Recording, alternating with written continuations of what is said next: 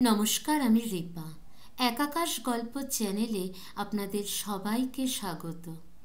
বীরভূম জেলার সিউড়িতে সদ্য ঘটে যাওয়া খুব অবাক করা ভয়ানক একটা ঘটনা আজ আপনাদের শোনাব।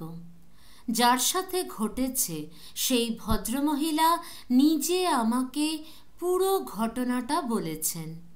একটা অডিও ওনারা মোবাইলে রেকর্ড করতে পেরেছিলেন, সেটাও আপনাদের শোনাব।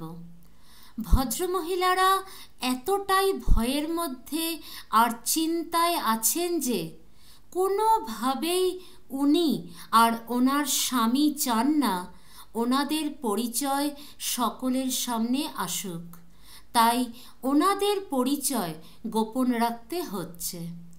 ঘটনাটা আপনারা শেষ অবধি অবশ্যই শুনবেন, তাহলে বুঝতে পারবেন ঘটনাটা কতটা ভয়ানক। এবার আসি ঘটনায়।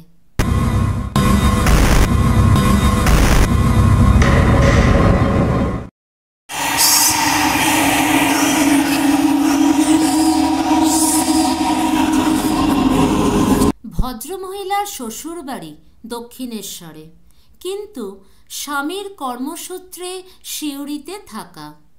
তাই 2024 আগস্ট মাসে ওনারা সিউড়িতে একটা নতুন ফ্ল্যাট কেনেন। বেশ ধুমধাম করে গৃহপ্রবেশের পুজো করে স্বামীকে নিয়ে থাকতে আরম্ভ করেন। পুরো বিল্ডিংটা 5 তলা, প্রত্যেকটা তলায় 3টে করে ফ্ল্যাট আছে, আর ওনাদের ফ্ল্যাট গ্রাউন্ড ফ্লোরে। গ্রাউন্ড ফ্লোরে 3টে ফ্ল্যাটের মধ্যে ওনাদের ফ্ল্যাটকে বাদ দিয়ে বাকি 2টো ফ্ল্যাটের মধ্যে একটা ফ্ল্যাট সবসময় বন্ধই থাকে। বাকি যে আরেকটা ফ্ল্যাট আছে সেই ফ্ল্যাটে একটা লোক, তার বউ আর তাদের এই বছর 18-19-এর একটা মেয়ে থাকে। ভদ্রমহিলার ফ্ল্যাটের ঠিক মুখোমুখি হচ্ছে লোকটার ফ্ল্যাট।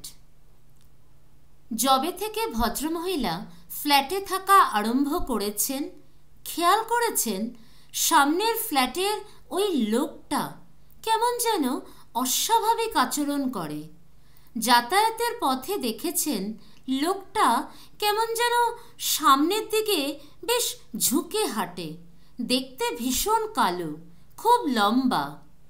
আরও একটা অবাক করা বিষয় চোখে পড়ে ভদ্রমহিলার। লোকটার ঘরের বাইরে প্রায়শই একটা কালো বিড়ালকে বসে থাকতে দেখা যায়।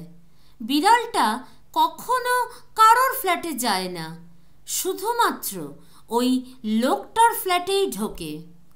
এমনকি কোনো সাড়া শব্দ অবধি পাওয়া যায় না বিড়ালটার। এই লোকটা আর তার পরিবার ফ্ল্যাটের কারোর সাথে কথা বলতো না বলে এদের সাথেও ফ্ল্যাটের কেউ মেশে না। ব্যাপারগুলো বড়ই অদ্ভুত লাগতো ভদ্রমহিলার। ওনার স্বামী মাঝে মাঝেই অনেক রাত অবধি জেগে অফিসের কাজ করেন।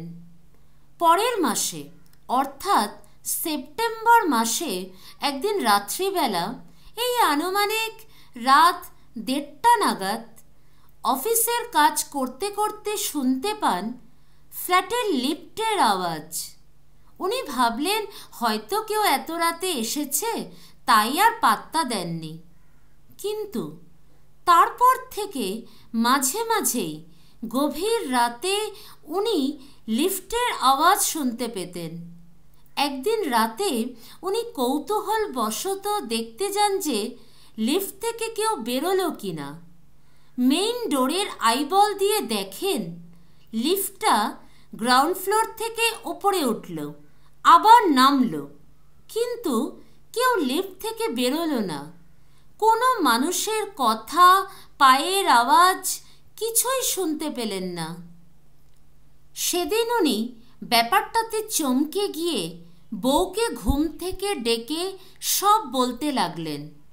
ঠিক তখনই খাটের পাশের কাঁচের জানলাটা খুব জোরে জোরে কাঁপতে লাগলো আর ঝনঝন করে আওয়াজ হতে লাগলো। এবার সেই কাঁচের জানলার রিয়েল ফটোটা আপনারা দেখুন আর সাথে আওয়াজটাও শুনুন।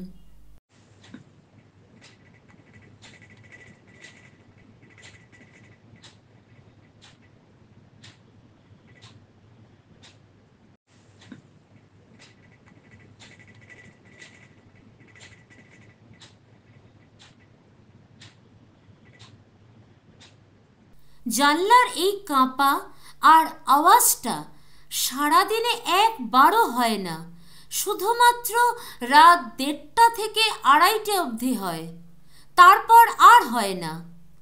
অজানা একটা ভয় ওনাদের গ্রাস করতে থাকে, তাই ওনারা পাশের রুমটায় ঘুমোতে আরম্ভ করেন। ফ্ল্যাটের আর কাউকে ব্যাপারগুলো বলতেও পারছিলেন না। আগস্ট থেকে নভেম্বর অবধি ভয়ে ভয়ে কোনো রকমে দিন কাটান ওই ফ্ল্যাটে। কিন্তু ডিসেম্বর মাসের 15 তারিখ রবিবার, যেদিন পূর্ণিমা ছিল, সেদিন রাতে ভদ্রমহিলার স্বামী রাত জেগে কাজ না করে তাড়াতাড়ি ঘুমিয়ে পড়েছিলেন। হঠাৎ বিকট একটা আওয়াজে ভদ্রমহিলার ঘুম ভেঙে যায়।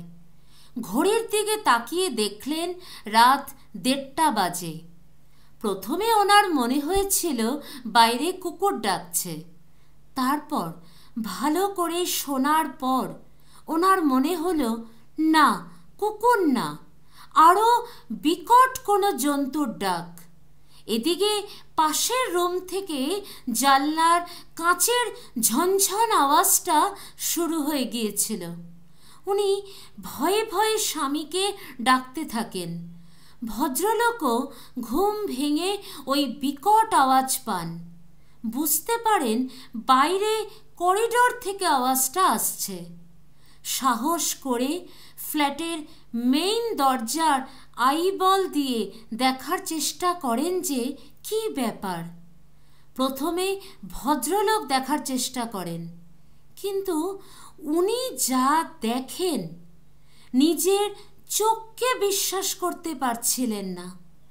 দেখেন যে ওনাদের সামনের ফ্ল্যাটের ওই বিভৎস চেহারার লোকটা তার 2 হাত আর 2 পা দিয়ে ঠিক জন্তুর মতো চলে বেড়াচ্ছে।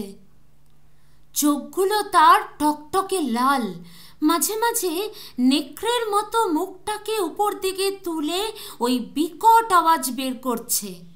ওই ভয়ঙ্কর দৃশ্য দেখে ভদ্রমহিলার হাত পা কাঁপতে থাকে। ভয়ে ওনারা চিৎকারও করতে পারছিলেন না, কাউকে ফোন করতে অবধি পারছিলেন না। ওনাদের খালি মনে হচ্ছিল, আচ্ছা ফ্ল্যাটের বাকি লোককে কিছুই শুনতে পাচ্ছে না। মিনিট 15 পর শুনতে পেলেন ফ্ল্যাটের বাইরে একটা গাড়ির আওয়াজ। আইবল দিয়ে দেখলেন একটা লম্বা চওড়া লোক ফ্ল্যাটে ঢুকলো, আর এদিকে ততক্ষণে ওই ভয়ঙ্কর লোকটার বউ আর তার মেয়ে ঘর থেকে বাইরে বেরিয়ে এসেছে। ওই লম্বা চওড়া লোকটা চোখ বন্ধ করে পশুর মতো ভয়ঙ্কর লোকটার মাথায় হাত দিয়ে বিড়বিড় করে কি যেন বলল। তাতে ওই পশুর মতো লোকটা নিস্তেজ হয়ে গেল।